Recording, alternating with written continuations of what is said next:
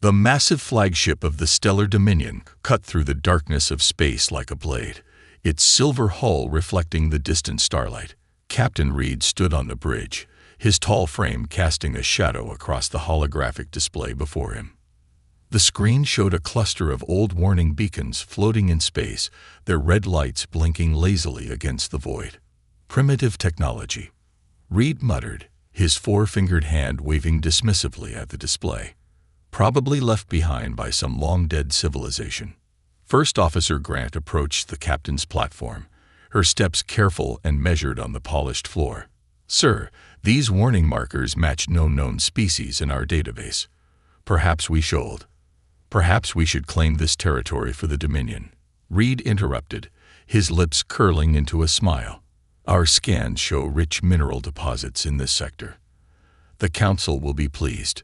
The bridge crew worked silently at their stations, their gray uniforms matching the metallic walls of the ship. Behind the flagship, 5 warships moved in perfect formation, their engines glowing with purple energy. "Sir," the sensor officer called out, "we're detecting unusual energy patterns from the warning beacons. They appear to be actively scanning our ships." Reed laughed, the sound echoing across the bridge. "Active scans from this ancient technology? Impossible. Our shields are beyond anything these relics could comprehend." The fleet pushed deeper into the restricted space, passing more warning beacons. Each one lit up as the ships passed, their ancient-looking frames concealing technology far more advanced than the aliens suspected. Deep within an asteroid field, hidden sensors tracked the invading fleet. Data streamed through quantum networks, traveling faster than light to reach distant command centers. In the void between stars, dormant defense platforms silently powered up, their presence masked by advanced stealth fields. "Captain," Grant said, studying her display with growing concern, "these asteroids, their orbits seem too perfect. Natural phenomena often create patterns." First Officer Reed replied confidently, "Your caution, while admirable, is unnecessary. We are the Stellar Dominion. We have conquered 12 systems. Nothing in this backwater sector could possibly threaten us." The fleet approached a particularly large asteroid, its surface dotted with what appeared to be primitive mining equipment. Small vessels moved between the rocks, their designs simple and utilitarian.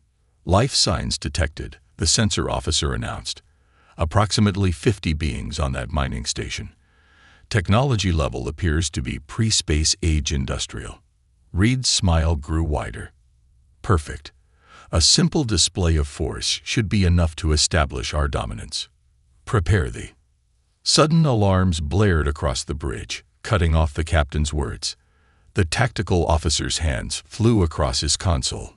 "Sir, energy signatures. There." "Impossible," Reed whispered, watching as the seemingly primitive mining equipment began to transform. Panels slid away, revealing advanced weapon systems. The asteroids themselves seemed to come alive, their surfaces rippling as hidden installations activated. "Multiple targets," the tactical officer shouted. "They're everywhere. The asteroid field. It's not natural. It's a constructed defense network." First Officer Grant's voice shook slightly. "Sir, we're being scanned again. But these readings, they're beyond anything in our database." Reed stood frozen, watching as more and more defense platforms emerged from their hiding places. The primitive warning beacons now pulsed with increasing intensity, their true purpose becoming clear, not to protect others from what lay within, but to protect what lay within from others. "Sir," Grant said quietly, "I believe we know why this sector was marked as restricted."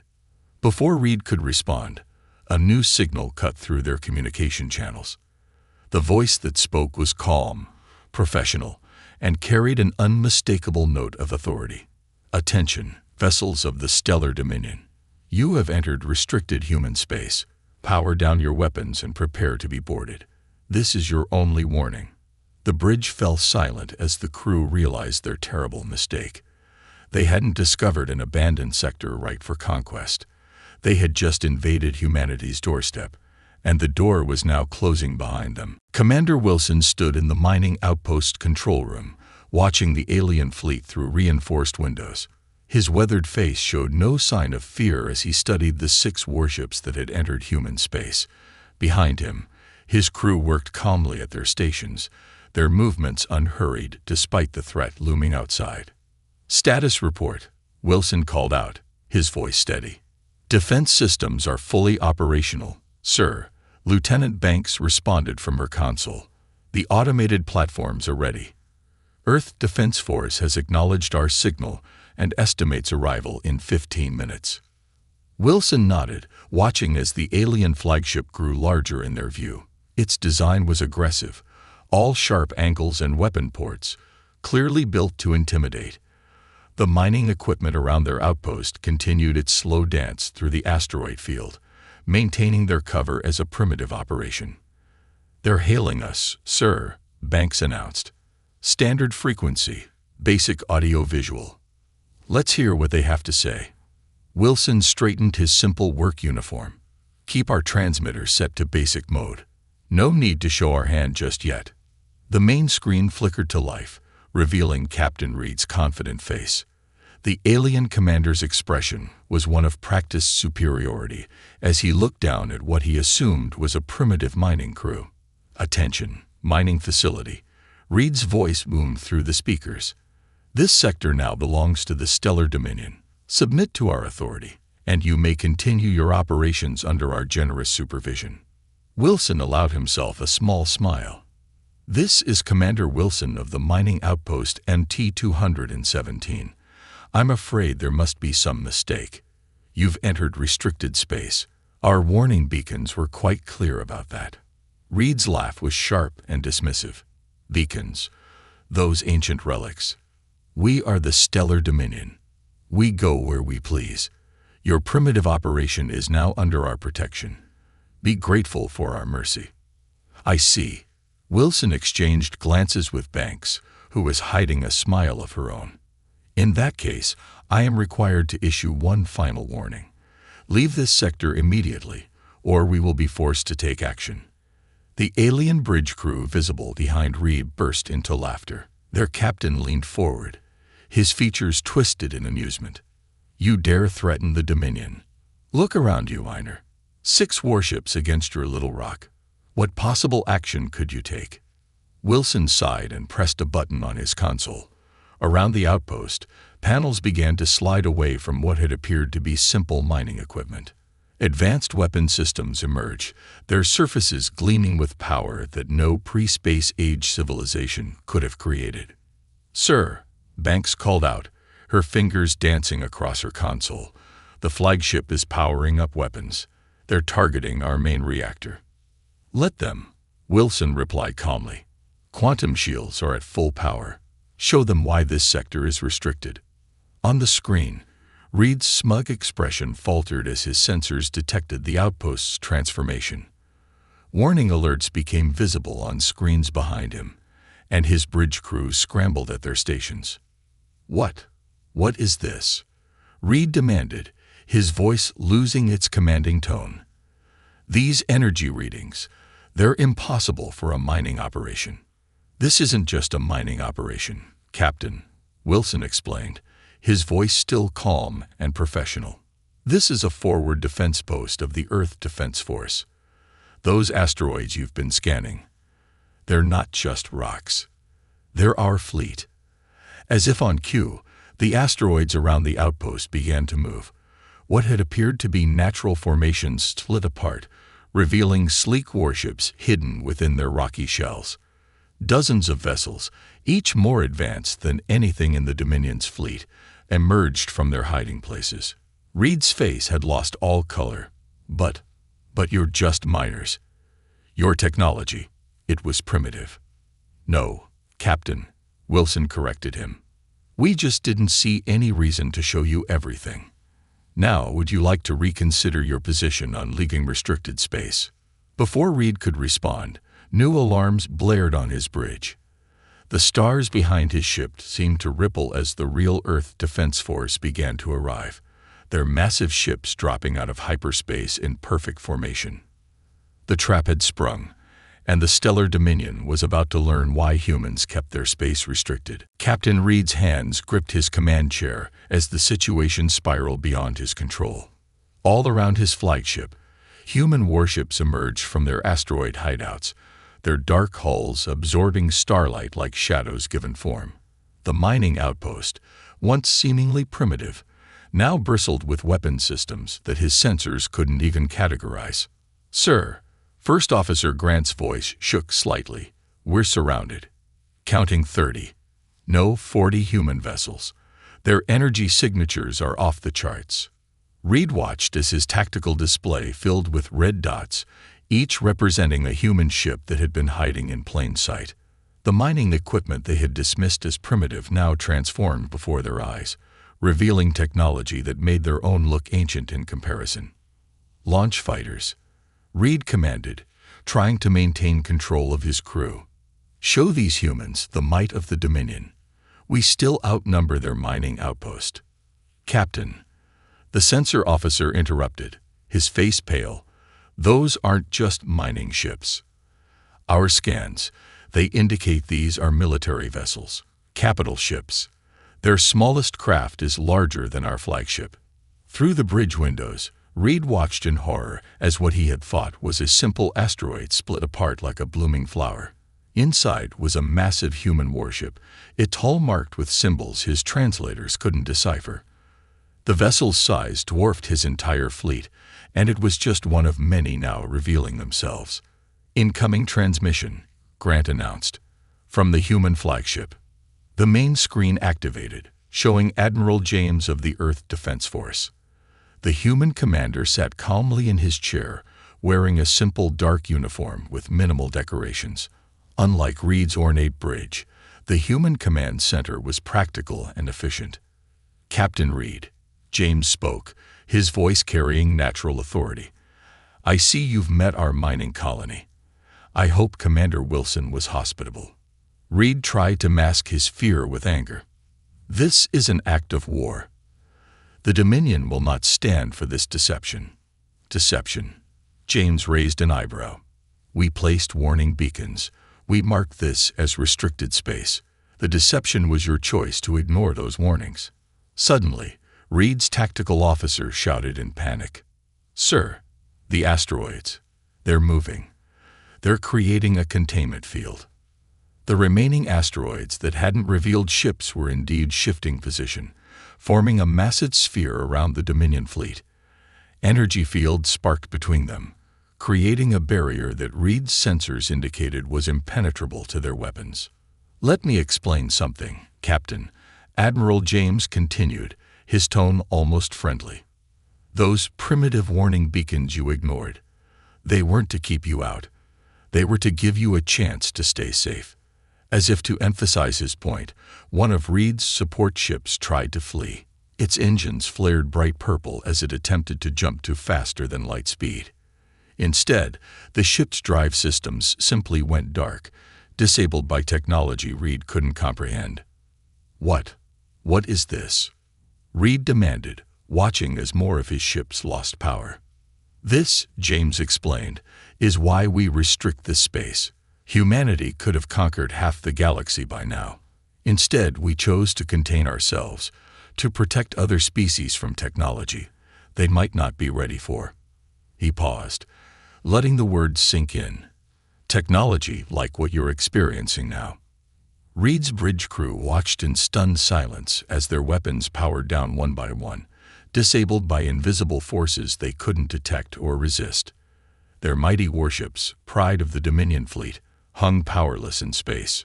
"Sir," Grant whispered, "all ships report complete systems failure. We can't even raise our shields." "Now then," Admiral James said, his expression turning serious, "shall we discuss the terms of your surrender? Or would you prefer a demonstration of why we keep our real weapons hidden?" Reed looked at his dead consoles, his disabled fleet, and the massive human warships surrounding him. In that moment, he realized that his great invasion force hadn't sprung a trap. They had walked straight into a cage built by beings so advanced they could hide their true power in plain sight. The trap hadn't just sprung.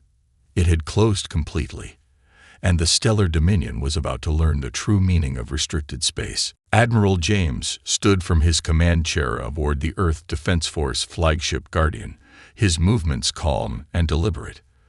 The bridge around him hummed with quiet efficiency as his crew monitored the trapped Dominion fleet. Through the massive view screen, he could see Captain Reed's ships floating powerless in the containment field. "Status report," James ordered, watching as more Earth Defense Force ships emerged from hyperspace. "The containment field is holding at full strength, sir," Lieutenant Banks reported from her new position on the Guardian. "The Dominion fleet's weapons and engines remain disabled. Our quantum disruptors are working perfectly." James nodded, studying the tactical display. Dozens of human ships now surrounded the alien fleet, their advanced weapon systems still hidden beneath sleek, simple exteriors.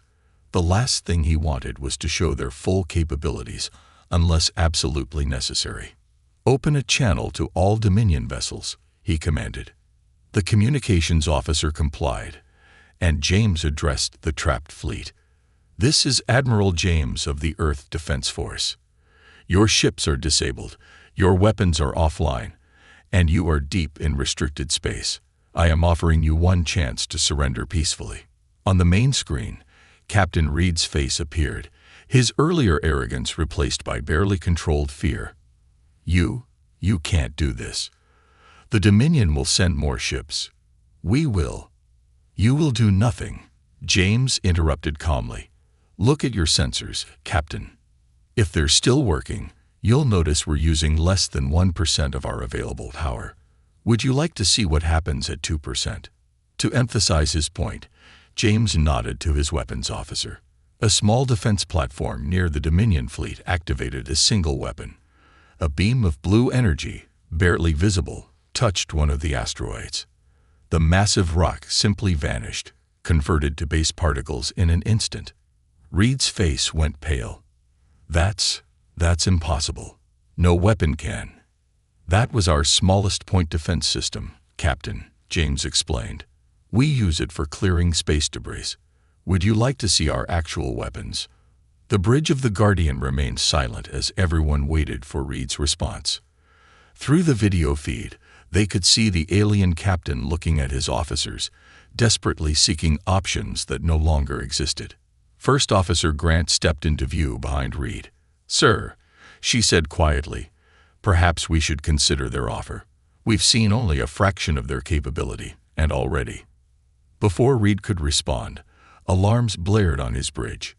"Sir," his sensor officer shouted, "we're detecting massive energy signatures. More human ships." James allowed himself a small smile as the second wave of Earth's fleet arrived. The new ships were larger, their designs more obviously military. These vessels didn't bother hiding their true nature. They were warships built to protect human space from any threat. "Those," James explained to the increasingly terrified alien crew, "are our actual warships. What you've seen so far were just our border patrol vessels. The mining outpost you so casually dismissed. It's one of our smallest facilities." Through the view screen, the Dominion crew watched as hundreds of human ships took position around them. Each one carried enough firepower to destroy their entire fleet, and the aliens knew it. "I'll ask one more time, Captain Reed," James said firmly. "Surrender your vessels, and we will treat your crews with respect. Continue to resist, and we will be forced to demonstrate why we keep our space restricted." Reed slumped in his chair, the last of his defiance draining away. Around him, his bridge crew looked to him with pleading eyes. They had come expecting to find a primitive civilization to conquer. Instead, they had discovered an advanced species that had deliberately hidden its true power. Reed's voice cracked slightly. "I surrender my fleet to Earth Defense Force custody." James nodded, satisfied. "A wise choice, Captain. Now let's discuss why you entered restricted space and what the Dominion needs to understand about humanity's policy of containment." Despite surrendering, Captain Reed couldn't keep his hands from shaking as he watched the human boarding parties approach his fleet. The Earth Defense Force ships had launched small, sleek vessels that moved through space with impossible grace, ignoring the laws of physics as he understood them. "Sir," First Officer Grant reported, "the humans are requesting access to our main airlocks. Their scans, they've already mapped our entire ship. They know every deck, every room."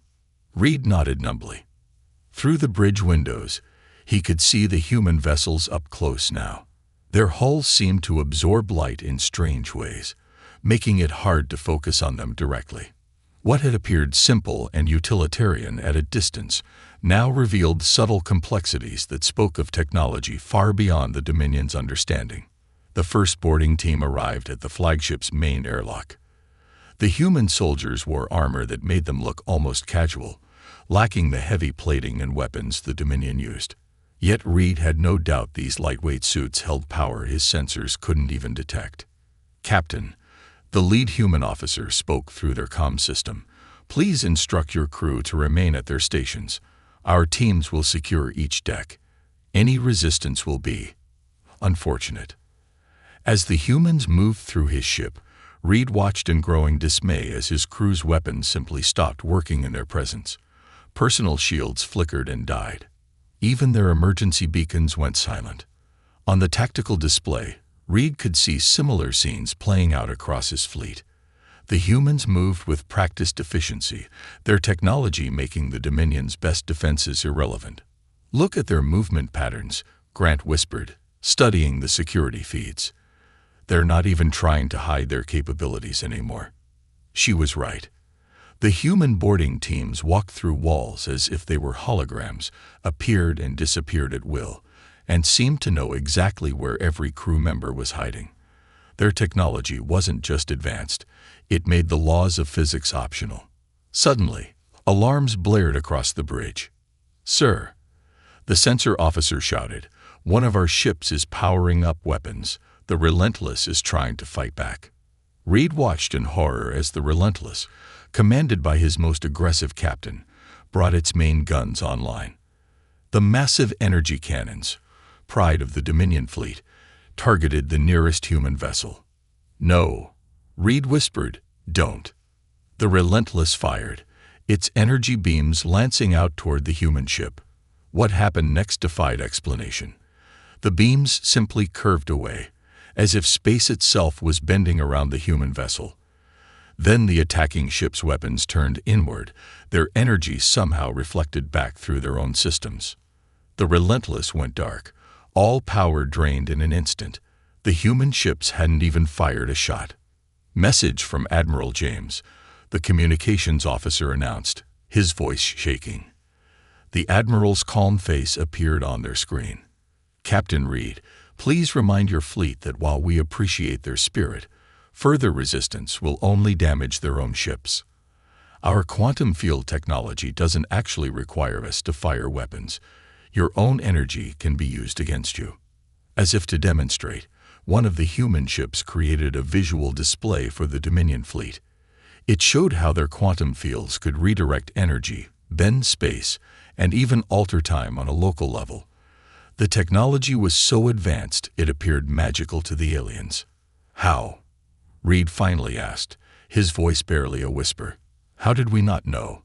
How did you hide all this?" Admiral James smiled slightly. "Captain, what you're seeing isn't even our latest technology. This is what we considered cutting edge 50 years ago. We keep our space restricted because we understand the responsibility that comes with power. Today's demonstration was meant to teach that lesson." Reed looked at his captured fleet, his disabled weapons, and the human ships that had defeated them without firing a shot. He finally understood. Humanity hadn't restricted their space out of weakness. They had restricted it out of wisdom. Captain Reed sat in a comfortable chair aboard the Guardian, Earth's flagship, feeling strangely calm despite being a prisoner. The room didn't look like a detention cell. It had large windows showing the stars, comfortable furniture, and even served him drinks that perfectly matched his species' preferences. Admiral James sat across from him, drinking what humans called coffee. Between them, a holographic display showed the Dominion fleet, now completely under human control. Reed's crews were being treated well, even given access to entertainment and communication with their families. "You're probably wondering why we're having this conversation," James said, setting down his cup. "Why we're not interrogating you in a cell or demanding information about the Dominion's defenses." Reed nodded slowly. "The thought had crossed my mind, Admiral." "The truth is, Captain," James leaned forward, "we already know everything about the Stellar Dominion. Your defenses, your fleet movements, your technology. We've known for decades." The hologram changed, showing recordings that made Reed's breath catch. Human stealth ships, completely invisible to Dominion sensors, moving freely through their most secure spaces. Observation posts disguised as space debris, monitoring their worlds. Even their most secret military bases watched for years without detection. "But why?" Reed asked. "If you're this powerful, why haven't you conquered us? Why restrict yourselves to this small sector of space?" James smiled. "Let me show you something." He waved his hand, and the hologram changed again. This time, it showed Earth's history, wars, destruction, the near extinction of humanity multiple times through their own actions. "We learned our lessons the hard way," James explained. "When we first developed space travel, we were like you, eager to expand, to conquer, to prove our power. But then we discovered something that changed everything." The hologram showed a small, primitive alien world. "We found life. Not just any life, but a young civilization, just beginning to look at the stars. And we realized we had a choice." "A choice?" Reed asked. "To be conquerors or guardians," James replied. "We could have taken their world easily. Instead, we chose to watch, to protect, to ensure they had the chance to develop on their own path." The display shifted again, showing hundreds of worlds, each with developing civilizations. Reed recognized some worlds the Dominion had marked for future conquest. "Your people have found 3 primitive civilizations in your expansion," James said. "We're currently protecting 27 within this sector alone. Worlds that deserve the chance to grow without interference." Reed felt his understanding of the galaxy shifting. "The restricted space is a sanctuary," James finished. "We have the power to control this entire arm of the galaxy. Instead, we chose to contain ourselves, to act as silent guardians rather than conquerors." Lieutenant Banks entered the room, carrying a data tablet. "Sir, the analysis of their ships is complete. Their crews are all accounted for and comfortable." James nodded. "Thank you, Lieutenant. Please begin preparations for Phase 2. Reed looked between them. "Phase 2. Captain," James said seriously, "we're not going to punish your people for this incursion. Instead, we're going to show you something that will change how the Dominion sees the galaxy forever." The hologram changed one final time, showing a massive structure hidden in the heart of restricted space.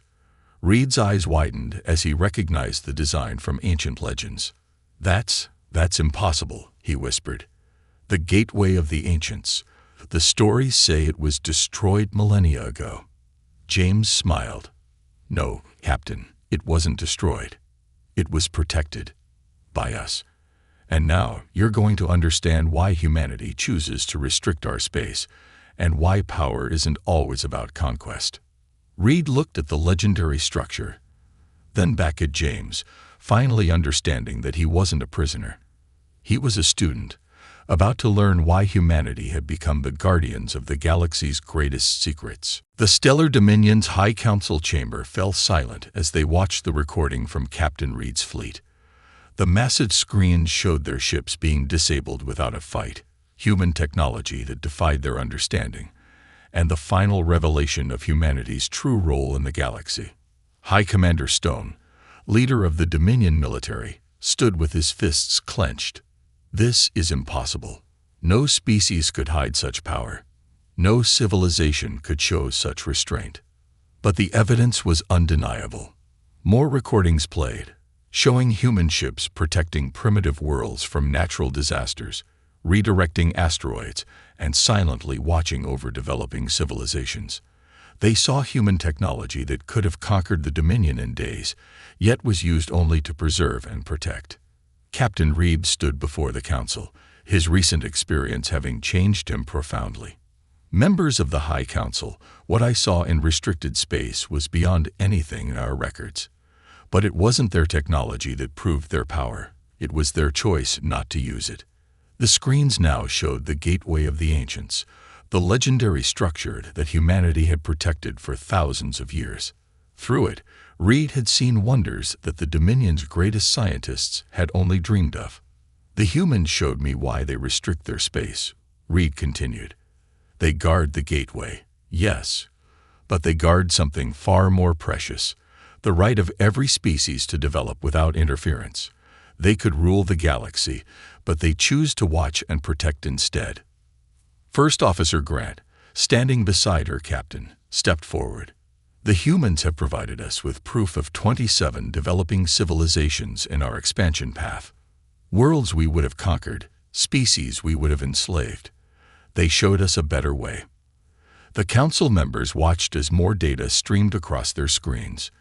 Humanity's ships could travel between dimensions, manipulate time itself, and reshape reality. Yet they used this power not for conquest, but for preservation. The humans have offered us a choice, Reed announced. We can continue our expansion, ignore their warnings, and face the consequences. Or we can join them as guardians, protecting those younger than ourselves while continuing our own development. High Commander Stone scoffed. Join them. Accept their restrictions. The Dominion bows to no one. They're not asking us to bow, Grant interjected. They're inviting us to grow, to learn what they learned, that true power isn't about control, it's about responsibility. The chamber's main screen activated one final time, showing Admiral James. The human commander looked at the council with calm confidence. Leaders of the Dominion, James spoke, your ships entered our restricted space, seeking to display your power. Instead, you witnessed ours. But the greatest power isn't in our weapons or technology. It's in our choice to restrict ourselves, to be guardians rather than conquerors. The council watched as James showed them more evidence of humanity's silent protection. Disasters prevented, wars avoided, civilizations guided safely through their early development. We offer you partnership, James continued, not submission. Your people have great potential. Join us in protecting the younger races. Learn why we choose to restrict our power rather than unleash it. The council chamber erupted in discussion. Some argued for war, despite the obvious futility. Others saw the wisdom in humanity's offer. But all of them understood that the galaxy was not what they had thought it was. Reed looked at the images of Earth's ships, remembering how they had defeated his fleet without firing a shot. We entered restricted space thinking we would show our power, he said quietly. Instead, we learned what true power really means. The High Council voted. The Stellar Dominion would accept humanity's offer. They would learn to be guardians rather than conquerors. They would understand why some space should remain restricted. And in doing so, they would finally witness humanity's greatest power. The power to choose wisdom over warfare, protection over dominion, and responsibility over conquest.